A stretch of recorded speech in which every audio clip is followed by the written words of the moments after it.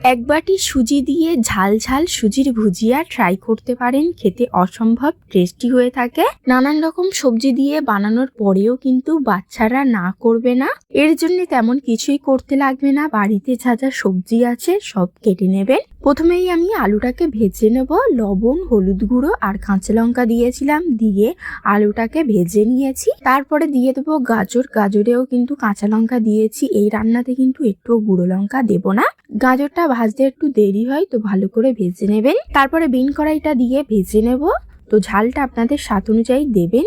বাচ্চাদের জন্য বানালে একটা করে লঙ্কা দেবেন। তারপরে তেলেতে শুকনো লঙ্কা দিয়ে লাল করে ভেজে নেব। আপনারা চাইলে পেঁয়াজ, আদা রসুন বাটা দিতে পারেন, আমি আজকে নিরামিষ করছি। তারপরে সুজিটা দিয়ে ভালো করে ভেজে নিতে হবে। সুজিটা লাল করে ভাজার পর সবগুলো সবজি দিয়ে নেড়ে নেব। তারপরে স্বাদ মতন লবণ আর অল্প কিছুটা চিনি দেবো স্বাদটাকে ব্যালেন্স করার জন্য। হলুদ, কাঁচা লঙ্কা তো আগে থেকেই দিয়েছিলাম সবজিতে, তাই আর দেব না। তারপরে অল্প অল্প করে সুজিতে জল দেব, দিয়ে নাড়বো।